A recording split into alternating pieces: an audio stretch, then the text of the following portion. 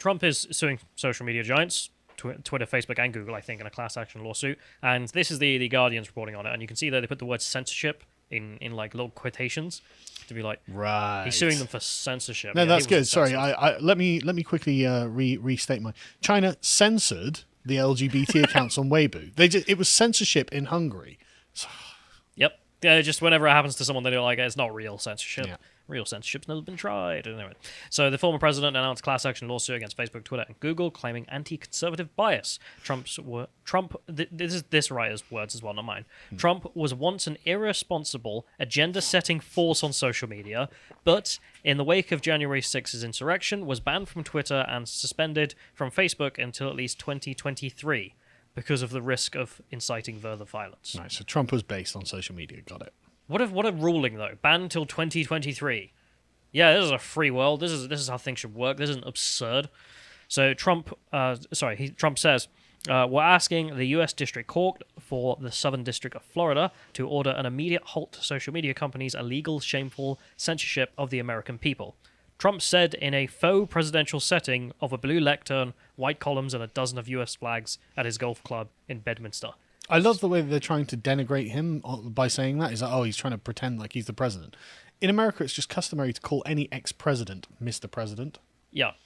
Like, if Obama did this, no one would be like, what a fake. Exactly. He was the president, mate. Like, yeah. What are you? You're some journalist for the... Not even journalist, just some smear merchant for the Guardian, I should say. Yes. So, Trump continues, in which he says, we're demanding an end to the shadow banning, a stop to the silencing, a stop to the blacklisting, banishing, and cancelling that you know so well. Our case will prove this censorship is unlawful, it's unconstitutional, and it's completely un-American. We all know that. We all know that very, very well, he added. Well, he's correct. Yeah, I mean, I love how they have to lay out his speech, and it's just like, well, when you read the quotes, he's just right. Like, it is un-American. Yeah. The argument about it being illegal or constitutional, well, that's a legal debate. But we all know it's wrong. We all know the current situation in which the sitting president can be just taken out of the political sphere until 2023 is And that's wrong. only on one platform as well. On all the other platforms, it's like, no. Permanently, forever. Till the year 10 million. Yeah. Like, he's just gone. Until he's dead, presumably. So the interesting thing about this is the Wall Street Journal actually gave him an op-ed in which he was able to explain his case, which... Yeah, that's good. The Wall Street Journal. Like the nonsense who went after PewDiePie and tried to get him shut down. Utter horrible people, but well, they also published an opinion piece, an editorial from the editorial board today, or yesterday, saying that wokeness is a massive problem and it's infecting the school system. But we'll talk about that on Monday. It's also crashing our newspaper. Yeah, it's crashing our newspaper. It's tearing apart our societies. Anyway. Yeah, so here's the article, Donald J. Trump, Why I'm Suing Big Tech, and he says in here, and it's pretty well written in its way. So, one of the greatest threats to our democracy today is a powerful group of big tech corporations that have teamed up with government to censor the free speech of the American people. This is not only wrong, it's unconstitutional. To restore free speech for myself and for every American, I am suing big tech to stop it. Social media has become central to free speech as town hall meetings, newspapers, and television networks were in prior generations. The internet is the new public square. In recent years, however, big tech platforms have become increasingly brazen and shameless in censoring and discriminating against ideas, information, and people on social media, banning users, deplatforming organizations, and aggressively blocking the free flow of information on which our democracy depends. And you can see how he's laying this out. He's like, look, he's not necessarily arguing point-by-point law, but just laying out, like, this is morally wrong, it undermines our entire system, and our system of liberal democracy cannot survive in a regime in which the free flow of information is blocked by a handful of people who are all of one political persuasion. Yeah. That is no different than the king and his men being able to censor anything that is anti-king. Yes. I mean, he's right. So he continues, big tech companies ban users from their platforms for publishing evidence that showed the coronavirus emerged from the Chinese lab, which even the corporate media now admits may be true. In the middle of the pandemic, big tech censored physicians from discussing potential treatments such as hydroxychloroquine. I suppose YouTube's going to point a gun at my head here to tell you that there's no evidence, it's totally false and doesn't work. Which studies... Yes, that is, just so you know, that is actually a part of YouTube's editorial policies, is that we have to denounce hydroxychloroquine.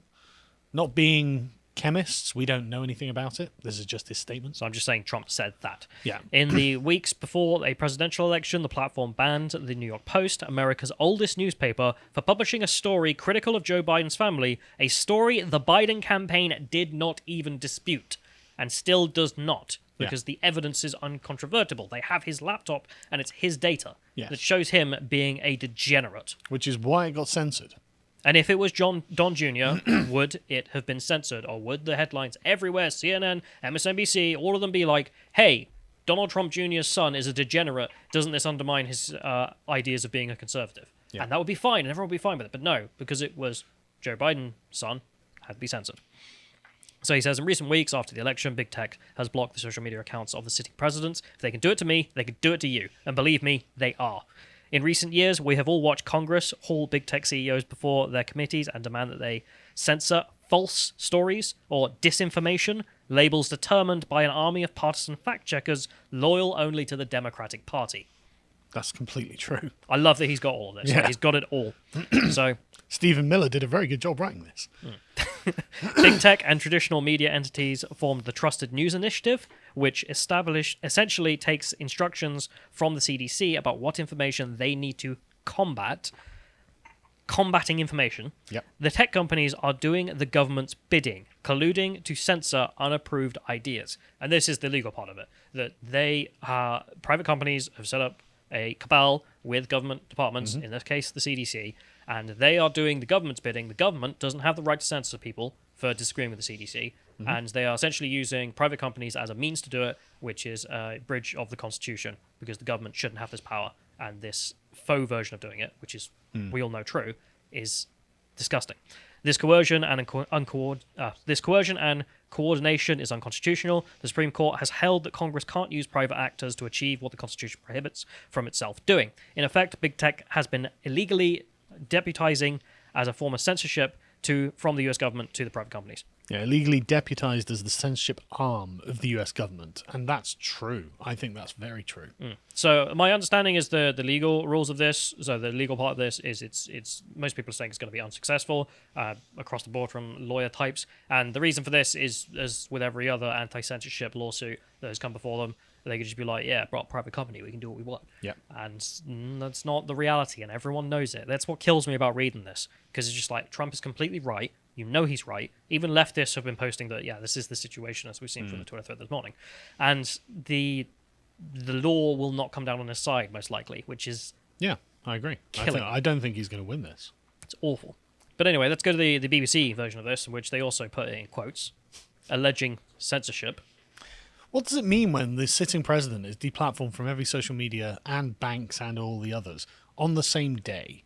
How is that not censorship? That's just combating hate. Of course it is. Chinese Communist Party is just combating hate. Yep. Yeah. So the only interesting thing about this is they rerun it, but then the analyst at the bottom is very, very happy about the whole thing.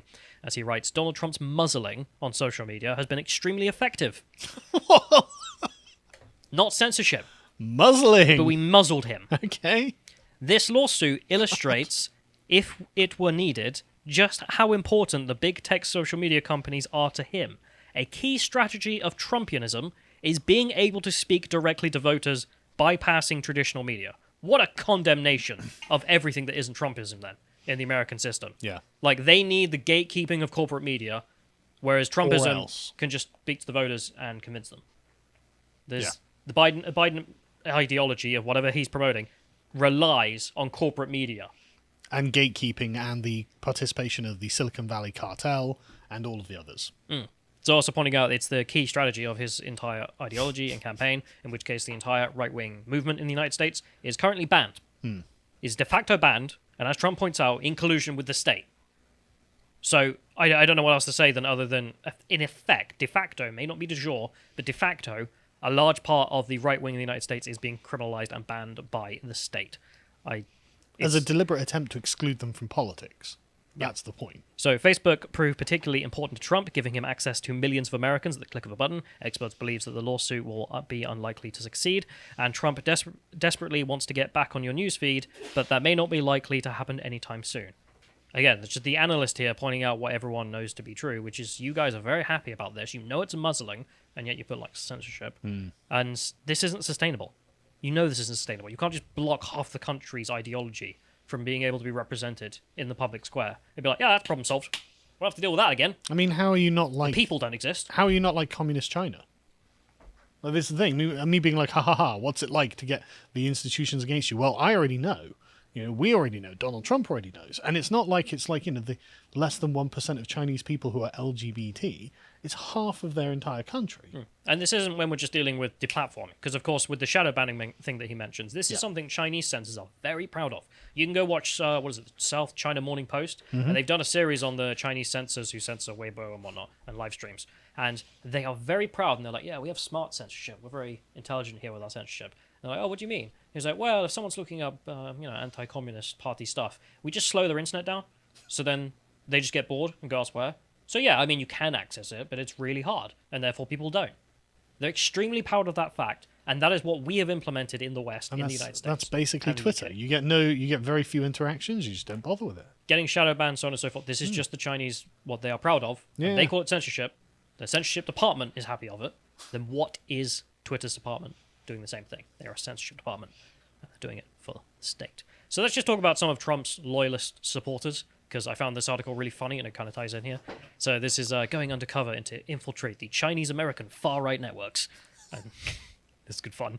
So the person here, who is unnamed, the 33 Australian researcher who asked for her name not to be used in this article, tiptoes her way through these far-right Chinese-American networks as a undercover infiltrator to understand how disinformation flows through the diaspora. Oh, disinformation. Right. Disinformation, yeah. False claims of voter fraud, in particular, Oh, are they? spread like wildfire among the extremely conservative Chinese immigrants of North America. I assume the BBC have investigated these claims, even though no one else has, right? A small a small but vocal group among the diaspora communities, the Chinese Americans who support Trump. They're saying they're a small group. They really shouldn't be, if they are. So they also mentioned about them donating to the Proud Boys as if that's some kind of massive sin. Like, this is proof that you're an extremist. And they say, last December, Miss Wu spotted a fundraising appeal to benefit the Proud Boys, a far-right group designated by the Canadian government as a terrorist, neo-fascist organization. Yeah, but the Canadian government's run by a communist. So... I don't know what to tell you. Like, the Proud Boys are a meme. They are a meme set up by Gavin McGuinness, a man who, if you call far-right, I'm just going to endlessly post pictures of him making out with Milo at you. But Justin Trudeau lets the Chinese Communist Party do military drills in their country. He sits there and says, oh, I'm really envious of China's ability to run a one-party state because it would make government very much more efficient. And they're like, oh, yeah, they're bad. Yeah. We'll Shut also just, up. what was it? Was it the Go Florida? put on some more blackface. Jesus Christ. Was it the biggest chapter? I think it was the Florida chapter of the Proud Boys, run by a Mexican as well. So it's like, Oh, yeah. Well, I mean, Enrique Tarrio, I think it was, the black Cuban immigrant man who yep, neo-fascism. the leader of the Proud Boys because they're white supremacists. They're not socialists. They can't be fascist Yeah. anyway, so it doesn't even make any sense. But yeah, so the message starts with a poignant line in Chinese. For those who pave the road to freedom, do not leave them struggling with thorns and thistles, followed by a rose and heart emojis, as well as links to the crowdfunding site. While the Proud Boys are an anti-immigration group, I don't know if they are. not sure. In the eyes of the Chinese-American far right, they are freedom fighters against communist forces. I mean, that's definitely how they see themselves. Because they fled communism, because communism is awful. Again, trying to put them down here. Like, I'm sure there are far right groups. Fucking that term. But I'm sure there are fascist Chinese in America. But that's not what these people are. Otherwise, they wouldn't be supporting Trump. It wouldn't make any sense. And seriously, I don't know if the Proud Boys are anti-immigrant, but I definitely think they view themselves as freedom fighters against communism. Yeah. So- and if the BBC doesn't, I'm worried. Yeah. So in less than a month, the fundraiser raised over $100,000, according to the data provided to a whistleblower. So they raised the money of nearly 1,000 individual contributions. More than 80% came from donors with Chinese surnames. Oh, are we profiling them now, are we? You've got a surname that sounds Chinese. You're going on the naughty list. Although it is interesting that the money being raised is apparently largely coming from the Chinese population of the United The States. people who fled to America with the ideals of the American dream in their head and freedom and prosperity, they're the ones who want to protect those and help those people who are standing up for freedom and prosperity. What a shock. Yeah, like all the polls over here are just like, yeah, communism, and then they just look at you like, well, Yeah. So, a Chinese-American woman who gifted $500 to USA Today. Told USA Today. Told USA Today, you have to understand how we feel. We came from communist China and we've managed to come here and we appreciate it so much. So please don't turn us into communist China is what she's saying, leftists. Yeah. So many are propelled to right-wing political sphere by the opposition to affirmative action. A policy that aims to reduce inequality in education and employment. Communism. No, it doesn't. It aims to increase it. Let's be honest. Well, no, even if that's the aim, even if it's the, right, we want everyone to be exactly the same. That's not freedom. No. That's communism. But it's seen by some Chinese Americans as damaging to educational opportunities of their children and grandchildren. Because it is. Should be seen by all, also all white students, all Indian families as well. Oh, absolutely. And any other group that just overtakes the mean. Yeah. I mean, the West Africans are probably up there now as being discriminated against. Doubtless. So many believe baseless claims that Biden is closely coordinating with China. What? He's like, I've spent more time with Xi Jinping than any other world leader. Or even controlled by Beijing, citing his son Hunter Biden's previous business ties with Chinese companies. Well, it's only because of all the millions of dollars they give the Biden family. But look at the double thing there. Baseless claims that he's controlled based on the fact that his son has business ties with Chinese companies, which are controlled by the CCP. And we know that the stacks are going to the big guy. Baseless, but based on this. Amazing. Amazing. If you enjoyed this segment from the podcast of the Lotus Eaters, you can watch the full broadcast live every weekday at 1 p.m. UK time on lotuseaters.com.